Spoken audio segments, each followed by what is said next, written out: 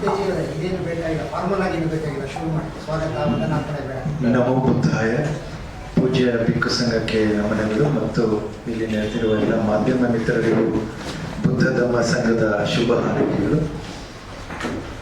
ಸ್ನೇಹಿತರೆ, ಕಲ್ಯಾಣ ಬುದ್ಧಗಯ ಆಂದೋಲನ BT act 1949 ಏನು ಆಕ್ಟ್ ಇತ್ತು ಅದರ ರದ್ದು ಆಗಬೇಕು ಮತ್ತೆ ಬುದ್ಧಗಯವನ್ನ ಬೌದ್ಧರಿಗೆ ವಹಿಸ್ಕೊಡ್ಬೇಕು ಅನ್ನುವಂಥ ವಿಷಯದಲ್ಲಿ ಈಗಾಗಲೇ ಇದು 3ನೇ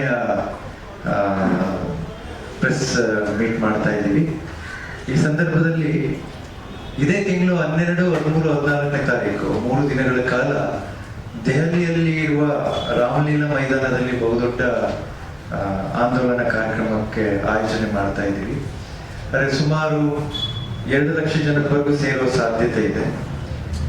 ಇದರಲ್ಲಿ ಎಲ್ಲರೂ ಕೂಡ ಕೈ ಜೋಡಿಸಿ ಸಹಕಾರ ಕೊಡ್ತೀವಿ ಅಂತೇಳಿ ನಮಗೆ ಭರವಸೆಯನ್ನು ತುಂಬಿದ್ದಾರೆ. ಇಲ್ಲಿ ನಿಮಗೆಲ್ಲರಿಗೂ ಇತಿಹಾಸ ಗೊತ್ತಿದೆ ಇದರ ಬಗ್ಗೆ. ನಾವು ಈ ದೇಶದ ಸಂವಿಧಾನವನ್ನು ಒಪ್ಕೊಂಡಿದ್ದು 1950ರಲ್ಲಿ. ಆದರೆ ಈ BT ಆಕ್ಟ್ ಮಾಡಿರೋದು 1949ರಲ್ಲಿ, 1 ವರ್ಷದ ಹಿಂದೆ. ಈ ದೇಶ ಸಂವಿಧಾನವನ್ನ ಒಪ್ಪಿಕೊಂಡಂತ 1 ವರ್ಷದ ಹಿಂದೆ ಮಾಡಿರುವಂತ ಆಕ್ಟ್ ಇದು.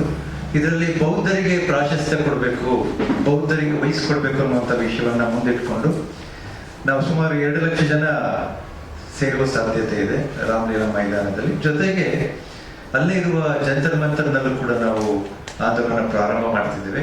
ಬಹಳ ಮುಖ್ಯವಾಗಿ ಕೇಂದ್ರ ಸರ್ಕಾರದ ಪ್ರಧಾನಮಂತ್ರಿಗಳು ಮತ್ತು ರಾಷ್ಟ್ರಾಧ್ಯಕ್ಷರಿಗೆ ಮನವಿಯನ್ನು ಕೊಡುವಂಥದ್ದು. ತದನಂತರ ಯಾವುದೇ ರೀತಿಯ ಸರಿಯಾದ ರೀತಿಯಲ್ಲಿ ಸ್ಪಂದನೆ ಬರಲಿಲ್ಲ ಅಂತಂದ್ರೆ ನಾವೊಂದಷ್ಟು ಜನ ಬಂತೇಜಿಗಳು ಮತ್ತು ಉಪಾಸಕರುಗಳು ನಾವು ಅಮರನಾಥ ಉಪ ಸತ್ಯಾಗ್ರಹ ಮಾಡಬೇಕು ಅಂತ ಹೇಳಿ ನಿರ್ಧಾರ ಮಾಡಿದ್ದೀವಿ. ಅದು ಬಹುಶಃ ಸಂಸತ್ ಭವನದ ಮುಂದಲ್ಲೇ ಮಾಡಬೇಕು ಅಂತ ಹೇಳಿ ಇಲ್ಲಿ ತಯಾರಿ ಆಗ್ತಾ ಇದೆ. ರಾಮಲೀಲಾ ಮೈದಾನದಲ್ಲಿ ನಡೆಯುವ ಈ ಬಹುದೊಡ್ಡ ಆಂದೋಲನಕ್ಕೆ ನೀವೆಲ್ಲರೂ ಸಹಕಾರ ನೀಡಬೇಕು. ಇದನ್ನ ಬೇರೆಯವ್ರಿಗೆ ಹೆಚ್ಚು ತಲುಪಿಸ್ಬೇಕು. ಬುದ್ಧರು ಹುಟ್ಟಿದ ನಾಡು, ನಾವು ಯಾವುದೇ ದೇಶಕ್ಕೆ ಹೋದ್ರು ನಾವು ಹೇಳೋದು ಬುದ್ಧರ ನಾಡಿನಿಂದ ಬಂದಿದ್ದೇವೆ ಅಂತೇಳಿ. We came from land of Buddhas ಅಂತೇಳಿ. ಹಾಗಾಗಿ ಬುದ್ಧರು ನಾನೋದಯ ಪಡೆದಂತ ಬುದ್ಧ ಗಯವನ್ನ, ಅಲ್ಲಿರುವಂತ ಬುದ್ಧ ವಿಹಾರವನ್ನ ಬೌದ್ಧರಿಗೆ ವಹಿಸಿ, ನಮ್ಮ ಹಿರಿಯರ ಭಿಕ್ಕುಗಳಿಗೆ ಹಿರಿಯರಿಗೆ ವಹಿಸಿ ಅಂತೇಳಿ ಒಂದು ಆಂದೋಲನವನ್ನ ಮಾಡಬೇಕು ಅಂತೇಳಿ ಕಾರ್ಯ ಮಾಡ್ಕೊಳ್ತಾ ಇದ್ವಿ.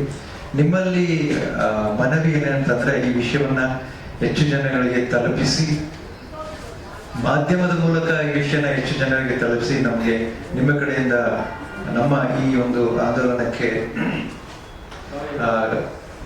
ಕೈಗೂಡಿಸ್ಬೇಕು ಮತ್ತೆ ಸಹಕಾರ ನೀಡಬೇಕು ಅನ್ನೋ ಜೊತೆಗೆ ಇದು ಒಂದು ಈಗ ನೆನ್ನೆ ಮೊನ್ನೆ ಪ್ರಾರಂಭ ಆದಂತದಲ್ಲ, 1891ರಿಂದ ನಡೀತಾ ಇದೆ. ಅನಗಾರಿಕ ಧಮ್ಮಪಾಲ ಅಂತೇಳಿ ಶ್ರೀಲಂಕಾ ದೇಶದಿಂದ ಬಂದಂತ ಬೌದ್ಧ ಭಿಕ್ಕುಗಳು ಅದು ಪ್ರಾರಂಭ ಮಾಡಿದ್ರು 1891ರಿಂದ. ಇಲ್ಲಿವರೆಗೂ ನಮ್ಗೆ ನ್ಯಾಯ ಸಿಕ್ಕಿಲ್ಲ.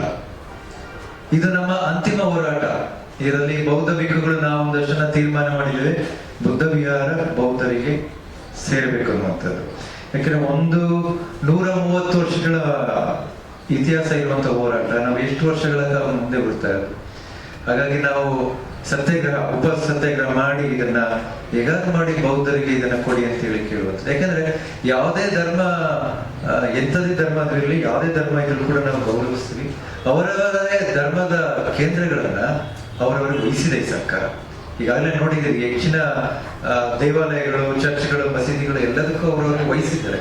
ಇದು ಭಗವಾನ್ ಬುದ್ಧರು ಜ್ಞಾನೋದಯ ಪಡೆದಂತ ಏನು ವಿಹಾರ ಇದೆ, ಆ ಜಾಗವನ್ನ ಬೌದ್ಧರಿಗೆ ವಹಿಸ್ಬೇಕು ಅನ್ನುವಂಥದ್ದು ನಮ್ಮ ಮನವಿ, ಒತ್ತಾಡ. ಅದಾದ್ಮೇಲೆ ಕೊನೆಗೆ ಬೇರೆ ದಾರಿ ಇಲ್ಲ ನಮ್ಗೆ. ನಾವು ಬೌದ್ಧರು ಶಾಂತಿ ಮಾರ್ಗದಲ್ಲಿ ಹೋಗುವವರು, ಯಾರನ್ನ ನಾವು ವಿರೋಧ ಮಾಡೋದಾಗ್ಲಿ ತೊಂದರೆ ಮಾಡುವಂತ ಉದ್ದೇಶ ನಮ್ಗಿಲ್ಲ. ನಮ್ಗೇನಂತಂದ್ರೆ ಇದು ಆಗಿಲ್ಲ ಅಂತ ಬಂದಾಗ ನಾವು ಪ್ರಾಣ ತ್ಯಾಗವನ್ನು ಮಾಡೋದಕ್ಕೆ ನಾವು ಒಂದು 10 ಜನ ಭಿಕ್ಕುಗಳು ತಯಾರಿದ್ದೀವಿ.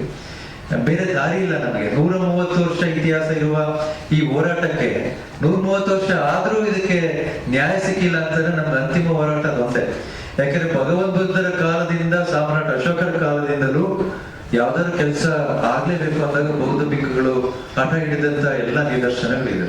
ಹಾಗಾಗಿ ನಾವು ಇಲ್ಲಿ ಕರ್ನಾಟಕದಿಂದ ಸುಮಾರು 50,000 ಜನರವರೆಗೂ ಹೆಚ್ಚು ಕಡಿಮೆ ಅಷ್ಟು ಜನ ಇಲ್ಲಿ ಕರ್ನಾಟಕದಿಂದನೇ ಹೋಗ್ತಾ ಇದ್ದೀವಿ. ಒಂದೆರಡು ಮೂರು ಟ್ರೈನನ್ನೇ ಇವಾಗ ಬುಕ್ ಮಾಡಿದ್ದೀವಿ. ಹೆಚ್ಚಿನ ಜನಸಂಖ್ಯೆಯಲ್ಲಿ ನಾವು ಹೋಗ್ತಾ ಇದ್ದೀವಿ. ಹಾಗೆ ಸಹಕಾರವನ್ನು ಕೂಡ ನಾವು ನೀಡ್ತಾ ಇದ್ದೀವಿ. ಇಲ್ಲಿ ಬಹಳ ಮುಖ್ಯವಾಗಿ ಬಂತೆ ವಿನಯಾಚಾರ್ಯ ಅವರು ಮತ್ತು ಹಿರಿಯ ಬಿಕ್ಕುಗಳೆಲ್ಲರೂ ಸೇರಿ ನಡೆಸ್ತಾ ಇರುವಂತಹ ಆಂದೋಲನ. ಕರ್ನಾಟಕದಿಂದ ಇಡೀ ದೇಶದಲ್ಲಿ ಅತ್ಯಂತ ಹೆಚ್ಚು ಸಹಕಾರ ನೀಡ್ತಾ ಇರುವಂತ ರಾಜ್ಯ ಯಾವುದಂದ್ರೆ ಕರ್ನಾಟಕ. ಹಾಗಾಗಿ ಕರ್ನಾಟಕದ ನೀವು ಮಾಧ್ಯಮ ಮಿತ್ರರು ಇದಕ್ಕೆ ಹೆಚ್ಚಿನ ಸಹಕಾರ ನೀಡಬೇಕು ಅಂತೇಳಿ ನಾನು ಕೇಳ್ಕೊಳ್ತಾ ನನ್ನ ಮಾತನ್ನು ಮುಕ್ತಾಯ ಮಾಡ್ತೇನೆ. ಸಾಧು ಸಾಧು ಸಾಧು. ಅಂತೆಯೇ ಅತಿ ಹೆಚ್ಚು ಬೌದ್ಧರಿರುವ ರಾಜ್ಯ ಯಾವುದು? ಅತಿ ಹೆಚ್ಚು ಬೌದ್ಧರಿರೋದು ಮೊದಲನೇದು ಮಹಾರಾಷ್ಟ್ರ, ಅದಾದ್ಮೇಲೆ ಹಿಂದೆ UP ಇತ್ತು, ಈಗ ಕರ್ನಾಟಕ ಇದೆ. ಅತ್ಯಂತ ಹೆಚ್ಚು ಬೌದ್ಧರು ಇರುವ ರಾಜ್ಯಗಳಲ್ಲಿ ಮೊದಲನೇದು ಮಹಾರಾಷ್ಟ್ರ, ಎರಡನೇದು ಕರ್ನಾಟಕ. ರಾಜಸ್ಥಾನ ಇಲ್ಲಿ